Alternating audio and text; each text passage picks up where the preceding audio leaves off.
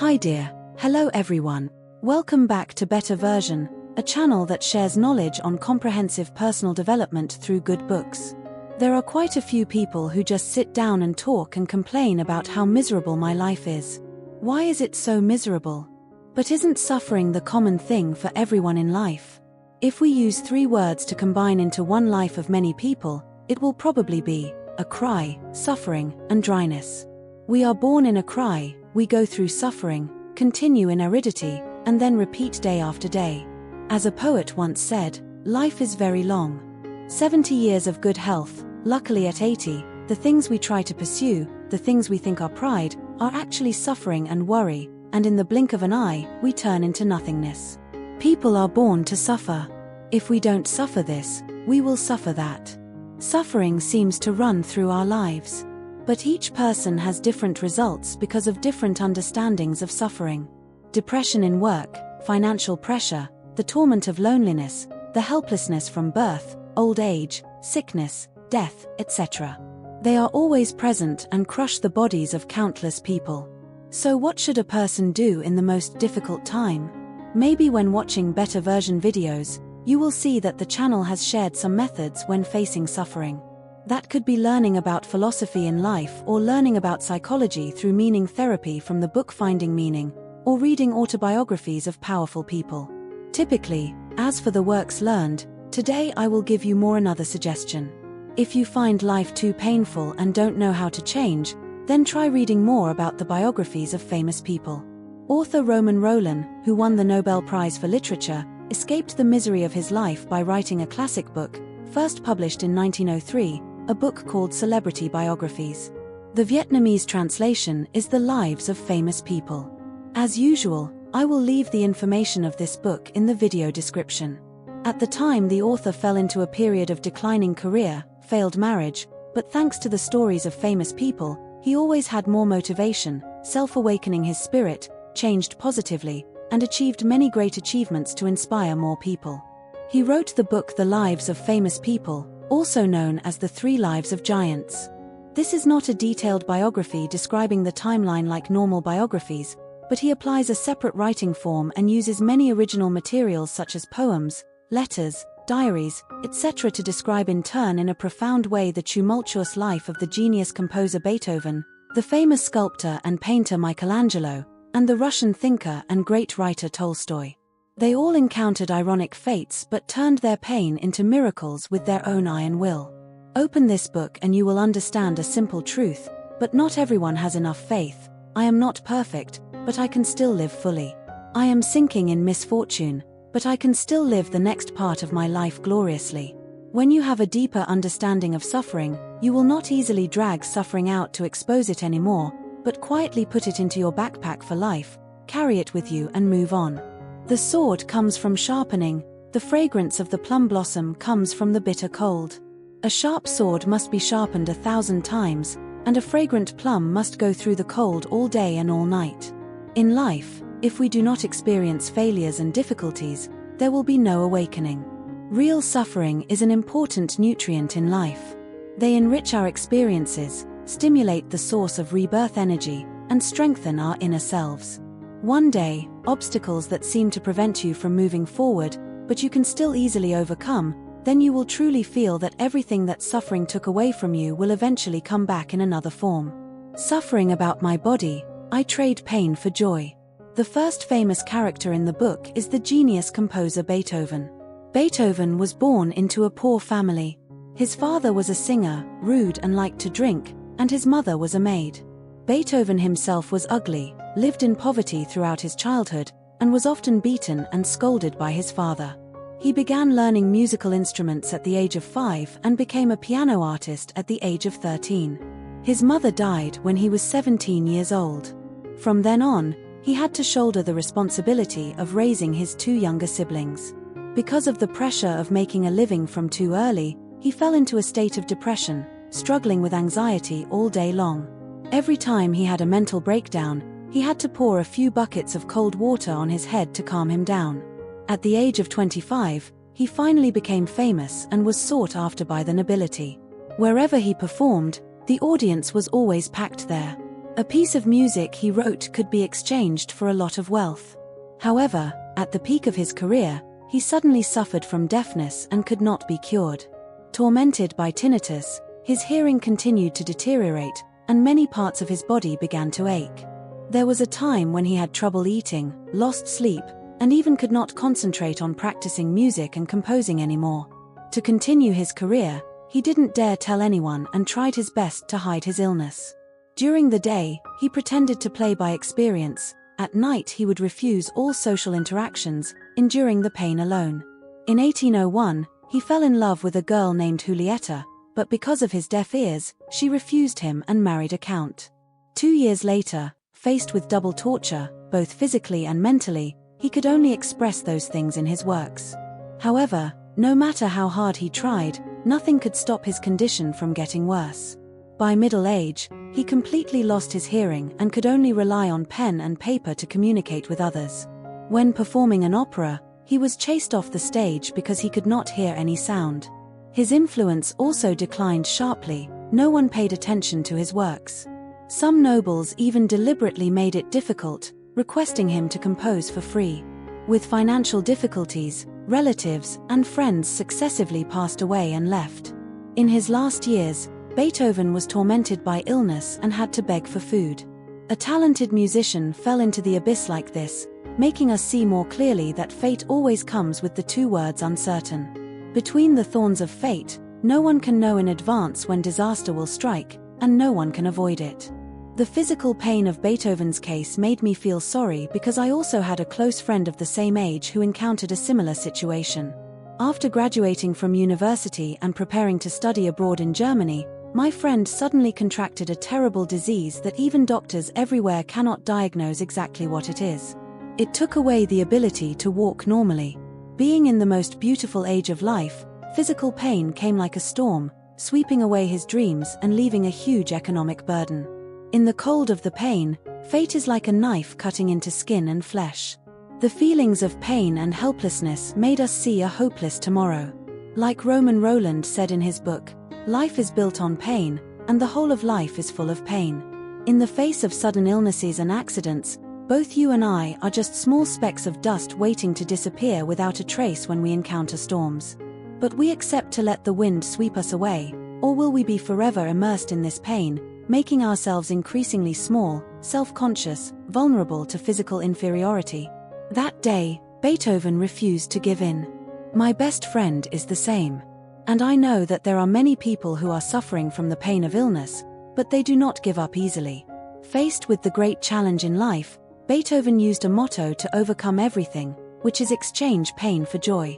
When he was sick, he had the opportunity to stay away from the ostentatious, frivolous world of that time. He sought solace from his pain by immersing himself in nature and began to develop his own creative style. Finally, he began to compose legendary symphonies, works that made many hearts vibrate, and then helped him return to the peak of the music art world. Only by tasting, understanding, and overcoming pain, can we fully feel what true joy is. Let joy be honored, and also let pain be honored. Joy and pain are sisters. Both are extremely sacred. They create the world and nurture great souls, and let's always be the light in the darkness. Of course, in the darkness, know that what we do when facing the greatest challenges can lead to a great victory. Suffering from circumstances, I use pain to unleash my potential. For many people, physical suffering is still bearable, but suffering from circumstances is more prolonged and tormenting. In the book, the second story is about Michelangelo, one of the greatest painters and sculptors in human history. But throughout his life, Michelangelo suffered from depression, pain because of the coercion that came from his living environment. At the age of 25, with youthful energy, a promising talent, he became famous and was praised as the pride of Italy. The Pope greatly appreciated him and summoned him to build a mausoleum in Rome. Building a mausoleum was an extremely large and time-consuming task. Just choosing stones for the construction alone took him almost a year. However, the temperamental Pope quickly lost interest in building the mausoleum and expelled him from Rome. Soon after, the Pope had another liking, forcing him to return to cast a giant statue. Michelangelo knew nothing about artistic casting, so he had to learn again from the beginning. This entire process took 15 months. Immediately after that, he worked tirelessly and finally completed the statue. After many failures, but not having a chance to take a breath of relief, the Pope gave him another task: to paint on the dome of the chapel.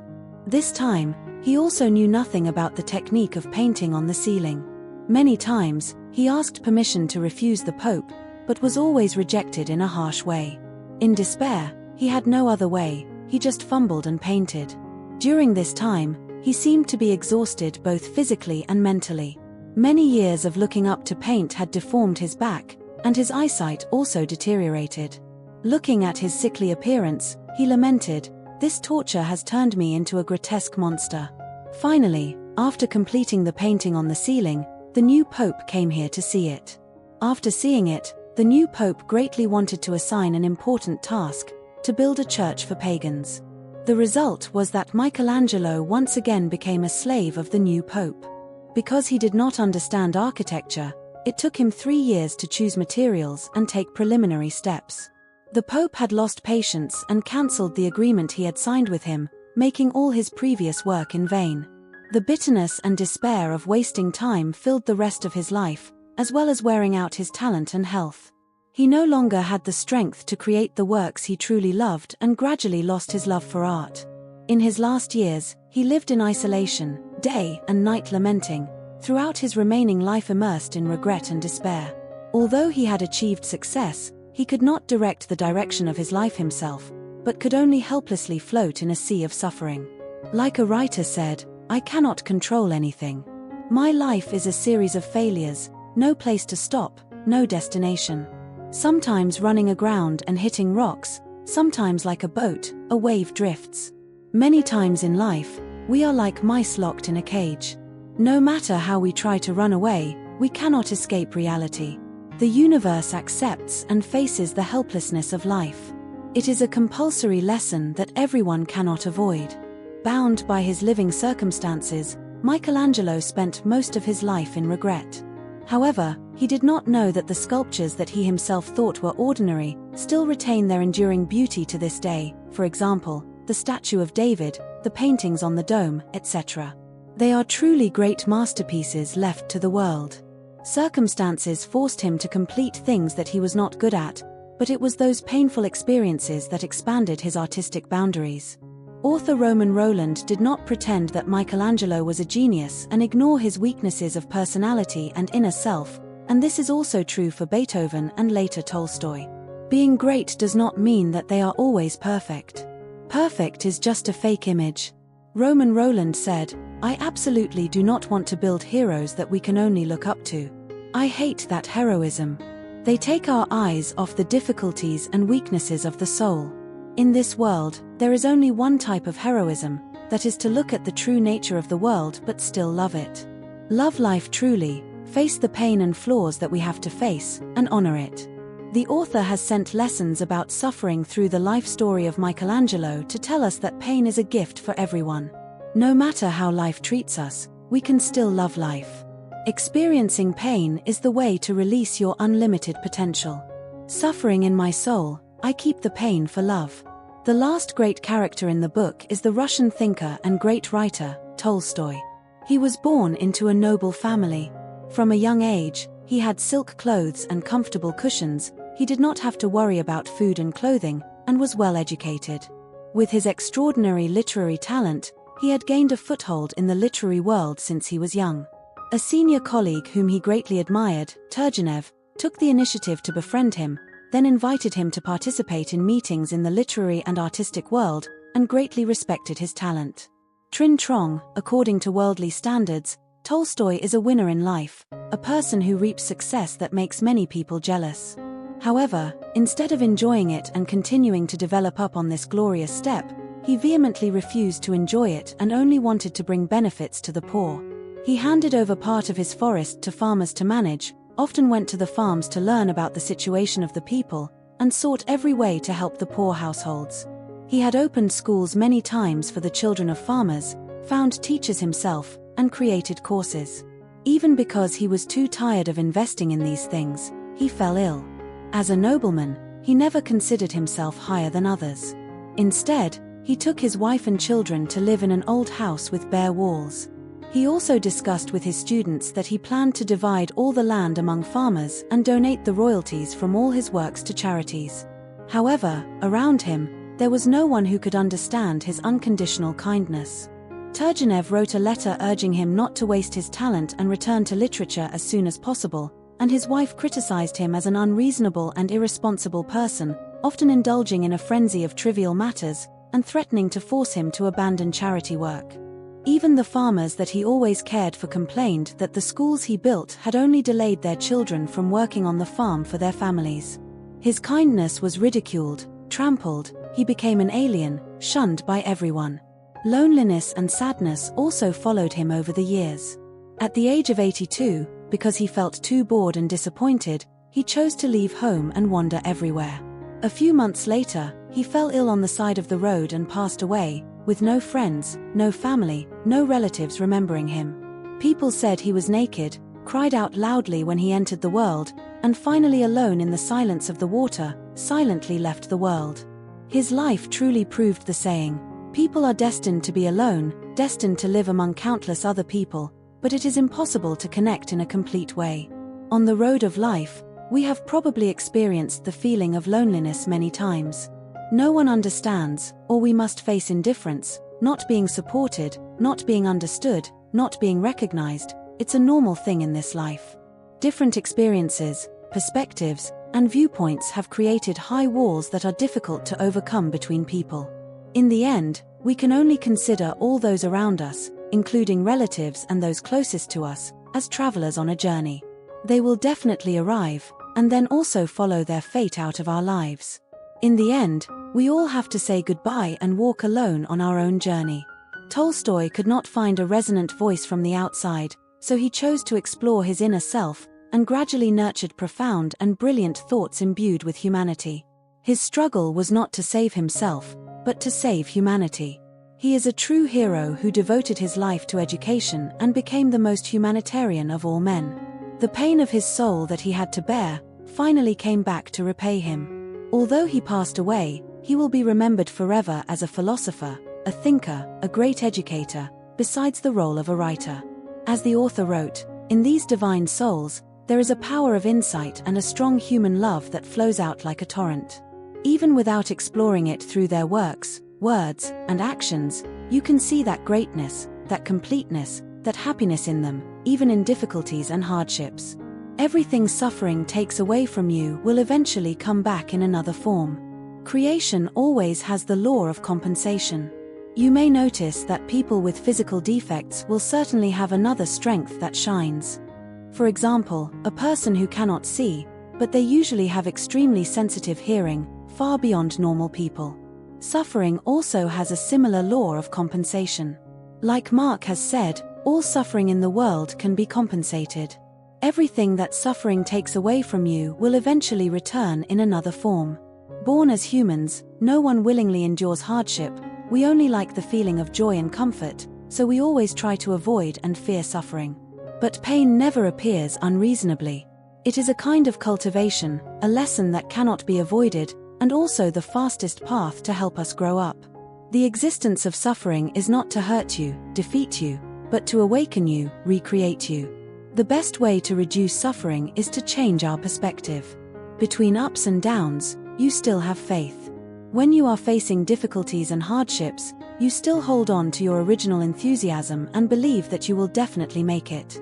In loneliness, you can still give love to humanity. You can endure, welcome the pain, overcome challenges, and write a glorious chapter of yourself, to be like a phoenix in nirvana, bathed in fire and reborn. Like the author's famous saying, "Once again, I will repeat it in the last lines of encouragement. In this world, there is only one kind of hero, that is the people who, even when they see clearly the nature of life, understand the suffering and bitterness, can still wholeheartedly love life.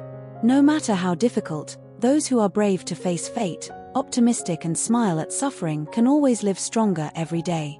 May we all be heroes of our own lives. Thank you for listening. If you find this video useful, please share it with those who need it. Give me a like button, click the subscribe button, and turn on the notification bell to watch my latest weekly videos. Once again, thank you and see you in the next videos.